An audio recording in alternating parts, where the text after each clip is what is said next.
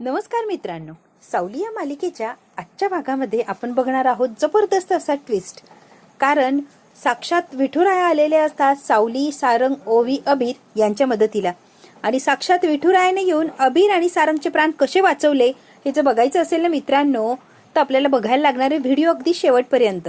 कारण साक्षात विठुराया येतात आणि तिलोत्तमा आणि भैरवीच्या कशा कानाखाली देतात आणि त्यांची लायकी त्यांना दाखवून सावली, सारंग, अबीर, ओवी यांना सुखरूप कसे घरी पोहोचवतात. हा कमाल जर बघायचा असेल विठुरायाचा तर हा व्हिडिओ अगदी शेवटपर्यंत बघा आणि व्हिडिओला लाईक, शेअर, सबस्क्राईब नक्की करायचंय बरं.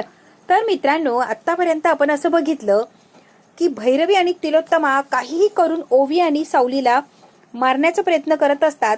आतापर्यंत फक्त तिला हरवण्यासाठी तिलोत्तमा लढत असते, पण आता तिलोत्तमा शेवटी थकलेली असते. ती म्हणते ही सावली काही केल्या हार मानतच नाहीये ना, आणि माझ्या नाकावर टिचून काही झालं तरी कार्यक्रमाला चाललीच आहे. तिला नाही म्हटलं तरी माझ्या दारात येऊन ओवीला घेऊन गेलीये ना.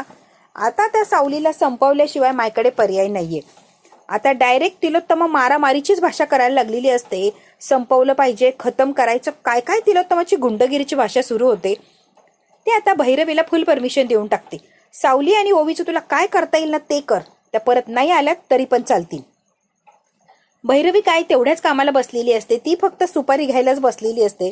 भैरवी म्हणते कसं आहे ना तिलोत्तमा, मी त्या सावलीला परत माघारी येऊच देणार नाही, पण मी जो तुझ्याकडे शब्द टाकलाय तो शब्द सुद्धा तुला पाळायला लागणार.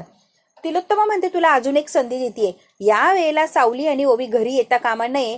तू जो शब्द दिलाय किंवा मी तुला होकार दिलाय तो शब्द होणार म्हणजे होणार. आता भैरवीचं काम तिलोत्तमा करणार असते आणि तिलोत्तमाचं काम भैरवी करणार असते.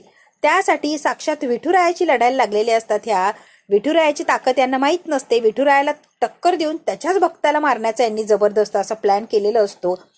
भैरवीने खूप सारे गुंड पाठवलेले असतात आणि गुंड आता कामाला सुद्धा लागलेली असतात. सावली आणि ओवी आदल्या दिवशी जाणार असतात पंढरपूरला, कारण दुसऱ्या दिवशी कार्यक्रम असतो.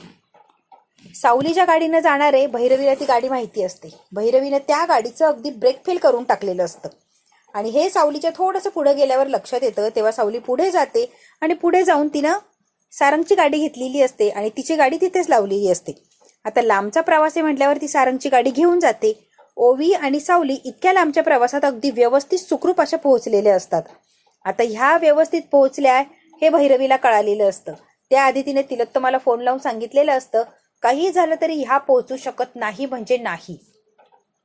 आणि भैरवी त्याच्यावरच खुश झालेली असते, कारण ब्रेक फेल केलेला असतो आणि घाटाचा रस्ता आहे आणि ब्रेक फेल झाल्यामुळे घाटात गाडी कुठेतरी क्रॅश होणार आणि डायरेक्ट घाटात पडणार, यात काही शंकाच नाही. भैरवीने बरोबर प्लॅन केलेला असतो जबरदस्त असा. घाट उतरत आला की गाडीचं ब्रेक लागणार नाही आणि मग गाडी डायरेक्ट घाटात जाणार. यासाठी भैरवीने हा प्लॅन केलेला असतो आणि ती कमालीची खुश असते. ती फक्त एका फोनची वाट बघत असते की यांची जी गाडी आहे ना ती कधी घाटात पडणार आणि मला कधी माझी गुंड फोन लावताय. भैरवी अगदी फोन जवळ बसलेली असते आणि कधी एकदाचा फोन वाजतो आणि ही आनंदाची बातमी मिळते याची ती वाट बघत असते. खूप वेळ झालेला असतो, ती वाट बघतेच, पण तिचं काय कानावरती बातमी आलेली नसते. एक फोन येतो बऱ्याच वेळाने आणि तो फोन असतो की सावली आणि ओवी अगदी सुखरूप पंढरपुरात पोहोचल्या. त्यांचं स्वागत अगदी मोठ्या याच्यात झालं, स्वागत वगैरे झालं आणि त्यांच्या स्टेज वगैरे असा सजवताय, जबरदस्त अशा कार्यक्रमाची तयारी चालली आहे. भैरवी म्हणते अक्कल आहे का, सावली गेल्याची बातमी सांगण्यासाठी फोन लाव असं म्हटलं होतं. तिची स्वागताची तयारी, स्वागत कसं झालं, स्टेज कसे सजवलं हे सांगण्यासाठी फोन लावू नव्हते म्हटले मी, फोन ठेव. आता भैरवी परत एकदा माती खाल्लेली असते. तिलोत्तमाला मोठ्या तोऱ्यात तिने सांगितलेलं असतं आज सावली संपणार म्हणजे संपणार, तसं काहीच झालेलं नसतं. भैरवी माती खाते आणि तोंडावर पडते. तिलोत्तमा आणि भैरवी आता परत खाली माना घालून बसलेले असतात, कारण विठुरायाने सावलीला अगदी व्यवस्थित पंढरपुरात पोहोचवलेलं असतं. भैरवीला शेवटपर्यंत कळत नाही की सावली व्यवस्थित तिथे पोहोचलीच कशी. भैरवी चक्कर बसल्यासारखी विचार करतेच, ही पोरगी काय जादू हिच्याकडे की काही केलं तरी ही वाचतेच म्हणजे वाचतेच. इतके वेळेला मारण्याचा प्रयत्न केला, आता तर गाडीचं ब्रेक फेल होतं की घाटातनं वाचणं इम्पॉसिबल आहे. मग ही पोरगी सुखरूप तिथपर्यंत पोहोचलीच कशी. भैरवीच्या डोक्याला विचार करून करून मुंग्या यायला लागलेले असतात. तिला कळतच नाही की सारंगची गाडी नेलीये म्हणून सावली व्यवस्थित सुखरूप पोहोचलीये. अशी ही जी ओवी असते ती तिलोत्तमाला आवडत नसते. सारंगची मुलगी ओवी तिलोत्तमाला अजिबात आवडत नसते. एक भिकारडी म्हणून तिला अगदी तुच्छ लेखत असते आणि त्यात ती सावलीसारखी असते, त्यामुळे तिला ती अजिबातच आवडत नसते. आणि तसंही तिलोत्तमाचा काटा निघणार असतो. सावलीही रस्त्यातनं दूर होणार आणि ओवीही घरातनं जाणार म्हणजे तिलोत्तमाला एकावर एक 2 अशा ऑफर मिळणार असतात. त्यामुळे तिलोत्तमा तर इकडे अशी खुश असते की आता कधीतरी फोन येईन भैरवीचा की ब्रेक फेल झाला आणि त्या घाटात गेल्या. तिलोत्तमा इकडे वाट बघते आणि तिकडे भैरवी तर अगदी पिसाळल्यासारखी झालेली असते, कारण तिला वेगळाच काहीतरी निरोप आलेला असतो. सारंगला आता फोन आलेला असतो की सारंग आम्ही अगदी व्यवस्थित आलो आणि ओवी सुद्धा व्यवस्थित आहे. सारंगला खूप जीवात जीव येतो आणि सारंगला दिलासा मिळालेला असतो की फायनली या वेळेत पोहोचल्या आणि व्यवस्थित सुखरूप त्यांचा प्रवास झाला. सारंग खूप खुश असतो. तरी सुद्धा सारंग सावलीला सांगत नाही की आम्ही उद्या येणार आहे आणि तुला सरप्राईज देणार आहे. सारंग गुपचूप ऐकतो आणि शांत बसलेला असतो. सावली ओवी आता पंढरपुरात दाखल झाल्यात. आधी विठुरायाचं दर्शन घेणार आणि मग कार्यक्रमाची तयारी वगैरे सगळं काही होणार असतं. ही विठू नावाचा गजर गाडीत करत करत करत विठुराया तिथपर्यंत पोहोचलेले असतात. आता पाळी असते आपल्या सारंगची. दुसऱ्या दिवशी अबीरची एक्झाम झाली की दोघेही निघणार असतात. आता रात्र गेलेली असते. दुसऱ्या दिवशी सकाळी अबीरची एक्झाम वगैरे होते आणि अबीर स्कूलवरनं घरी आलेलो असतो. आता तयार होतो अगदी झटपट आणि सारंग आणि अबीर जी सावली गाडी सोडून गेली ती गाडी घेतात आणि त्याच गाडीने आता पंढरपूरला निघालेले असतात. सारंगला जरा सुद्धा अंदाज येत नाही की या गाडीला ब्रेक कमी आहे किंवा याचं ब्रेक लागतच नाहीये. सारंग आता शहरात तोपर्यंत नॉर्मल स्पीडने चाललेलं असतो आणि जेव्हा घाटाचा रस्ता लागतो तेव्हा त्याने फास्ट घेतलेली असते गाडी. आता घाटात म्हणलं की काय पटकन त्याला पोहोचायचं असतं. अबीर सारंग मस्त मजा करत गप्पा छप्पा मारत मारत छान एन्जॉय करत चाललेले असतात. सगळ्यात महत्वाचं म्हणजे त्यांच्या डोक्यात एक असतं की आपण जाऊन आता डायरेक्ट सावली आणि ओवीला सरप्राईज देणार आहोत की आम्ही आलो, नाही म्हटलो तरी सुद्धा इथपर्यंत पोहोचलो. तेव्हा सावली आणि ओवीच्या चेहऱ्यावर जो आनंद असणार आहे तो कमालीचा असणार आहे, बघण्यासारखा असणार आहे. या नादामध्ये या धुंदीत त्या पंढरपूरला निघालेले असतात आणि विठुरायाचं दर्शन घ्यायचं ही ओढ तर काहीतरी वेगळीच असते. सावलीचा कार्यक्रम झाल्यावर विठुरायाचं दर्शन घ्यायचं आणि काय इच्छा आहे ती विठुरायाला मागायची, या आशेने या ओढीने ते पंढरपूरला जायला निघालेले असतात. तिलोत्तमा इकडे अजून सुद्धा सावलीच्या मरणाची बातमी येणार यासाठी कान आतुरतेने तिची वाट बघत असतात की कधी इतकी गोड बातमी मिळणार. सावली आणि ओवी त्या ऍक्सिडेंटमध्ये गेल्या. तिलोत्तमा जी वाट बघते ती वाट बघतच राहिलेली असते. इकडे तिला दुसरंच काहीतरी वेगळं ऐकायला येणार असतं, कारण आता सारंग आणि अबीर ज्या स्पीडने चाललेले असतात इतका स्पीड असतो त्यांच्या गाडीला आणि त्यात घाटात गाडी म्हटलं की सारंगला ती गाडी कंट्रोल होत नाही. सारंग म्हणतो अरे अबीर या गाडीचं ब्रेक लागत नाही, अरे ब्रेक फेल झालंय. आता अबीर हसायला लागलेलं असतो. त्याला असं वाटतं की सुपर हिरो माझी गंमत करतोय. हसतो तो, काय सुपर हिरो, काही बोलताय तुम्ही, आपल्याला पंढरपूरला जायचंय आणि आत्ताच गाडीचं ब्रेक फेल झालं तर कसं व्हायचं.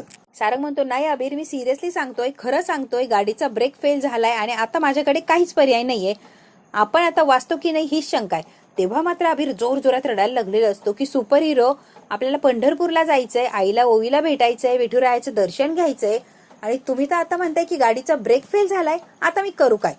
अबीर आता खरं घाबरलेलं असतो, कारण गाडी स्पीड मध्ये असते, त्यात घाटामध्ये असते, वळणाचा रस्ता आणि ब्रेक काय लागत नसतं. आता सारंग एका टर्नना अशी गाडी वळवतो, ती स्पीड मध्ये असते आणि असं त्याने टर्न घेतलेलं असतो की गाडीचं ऑटोमॅटिक अबीरच्या बाजूने जे दार असतं ते उघडलं जातं. अबीरने सीट बेल्ट लावलेला असतो, एक हात त्या सीट बेल्टला असतो आणि एक हात दाराला असतो. सुपर हिरो वाचवा, सुपर हिरो वाचवा. आता मात्र जे व्हायला नको ते विपरीत घटायला लागलेलं असतं आणि सारंगच्या याच्यातून आता अबीर खाली पडायला लागलेलं असतो. सारंगला आता गाडी कंट्रोल करायची असते, एक तर घाटात गाडी जाणार असते, नाही घाटात गाडी गेली तर अबीर गाडीच्या खाली पडणार असतो आणि तसं जर काही झालंच नाही तर गाडी कुठेतरी जाऊन धडकणार असते. आता मात्र सारंग सगळ्याच बाजूने अगदी वेढले गेलेलं असतो. त्याला काही कळत नसतं काय करावं आणि काय नाही. सारंग वेडा पिसा होतो. अबीर अबीर अबीर असं ओरडतो आणि अबीर सुद्धा म्हणतो सुपर हिरो मला वाचवा, सुपर हिरो मला वाचवा. आता सारंगलाही कळत नाही की मी काय करू. इकडे मात्र ओवी आणि सावली मनापासून विठुरायाचं नामजप चाललेलं असतो. विठू माऊली गोड असे भजनं अभंग काय काय काय काय त्यांचं चाललेलं असतं. विठुरायाच्या भक्तीमध्ये अगदी तल्लीन झालेले असतात. त्या इतक्या मन लावून त्या गात असतात की आसपासचा सगळे जे भक्त आहेत ते सगळे तर अगदी चकित झालेले असतात की किती गोड गाताय मायलिकी. सगळ्यांना मायलिकी समजलेले असतात आणि इतकी गोड जोडी आहे आणि इतकं सुंदर गाताय, सगळे अति मंत्रमुग्ध झालेले असतात. ओवीला जरा सुद्धा अंदाजा नसतो की सारंग आणि अबीर सध्या कोणत्या परिस्थितीमध्ये. विठुरायाची चमत्कार म्हणा किंवा विठुरायाचं काहीतरी कमाल, आता ही गाडी डायरेक्ट घाटात जाणार असते आणि गाडीचं नामोनिशाण सुद्धा दिसणार नसतं, इतकी भयानक ती दरी असते आणि तिथे जाऊन याचं गाडीचं ब्रेक फेल झालेलं असतं. आता सारंग फक्त आणि फक्त कशाचाच विचार करत नाही, अबीरचा हात पकडायचा आणि त्याला गाडीत ओढायचं एवढ्या सारंगचा विचार चाललेला असतो. साक्षात विठुराया तिथे आलेले असतात आणि सारंगची गाडी भयान असा ऍक्सिडेंट जो होणार असतो तर साक्षात विठुराय आलेले असतात आणि जी गाडी दरीत कोसळणार ती गाडी अलगद एका झाडाला जाऊन अशी थबकलेली असते. गाडीचंही नुकसान होत नाही, सारंग अबीरचंही नुकसान होत नाही. सारंगने एका हाताने हळूहळू गाडी त्या झाडावर नेऊन आदळवलेली असते आणि एका हाताने अबीरला आतमध्ये ओढलेलं असतो. दोघंही सुखरूप असतात. काहीही विठू माऊलीने त्यांना होऊ दिलेलं नसतं. खरं तर हा विठू माऊलीचा मोठा चमत्कार असतो. त्याच्या दर्शनासाठी त्याच्या ओढीने भक्तगण इतक्या लांब येतात. त्यांना कसं काही होऊ देणार तो? आपल्या भक्तांना अगदी सुखरूप फुलासारखं त्याने वाचवलेलं असतं. त्याला काहीही झालेलं नसतं. रंग आणि सावली दोघेही विठुरायाचे इतके भक्त असतात, त्यामुळे हे सगळं शक्य झालेलं असतं. मरणाच्या दारात गेलेले सारंग आणि अबीर मागं आलेले असतात, कारण आज ते घाटात पडत होते तर सारंग आणि अबीरचं काही सुद्धा सापडणार नसतं. विठुराया साक्षात त्यांना अडवायला आलेले असतात. भैरवीने जरी ब्रेक फेल केलं तरी विठुरायाने ब्रेक लावलेलं असतं.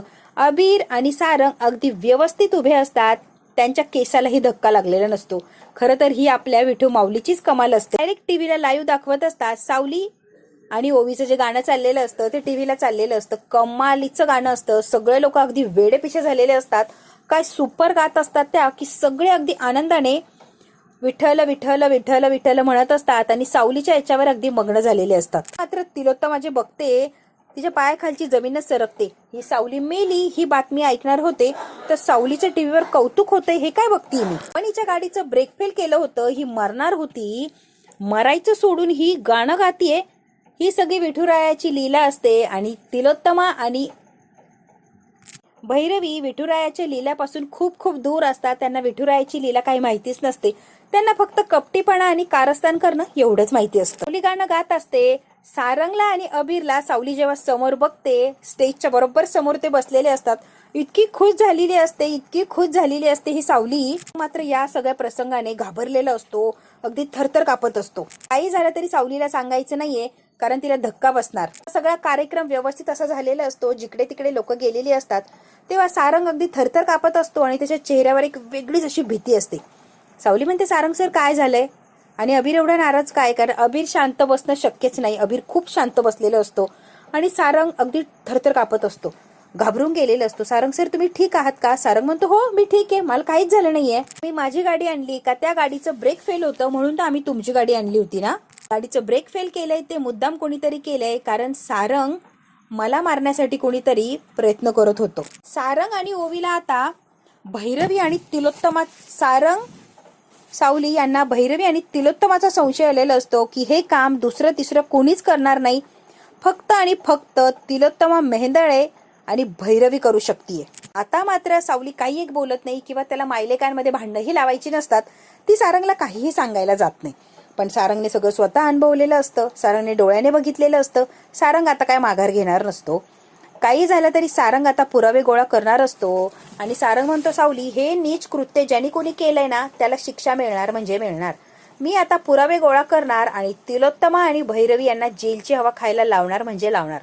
खरं तर मित्रांनो, तिलोत्तमा आणि भैरवी जेलची हवा खावी हीच त्यांची लायकी असते. बघू आता सारंग पुरावे गोळा करून दोघींना सुद्धा जेलची हवा खायला लावणार का? आपल्याला जर बघायचं असेल ना हे, तर बघायला लागणार आपल्याला पुढचा भाग. हा भाग इथेच संपतो. व्हिडिओला लाईक, शेअर, सबस्क्राईब नक्की करा. धन्यवाद मित्रांनो.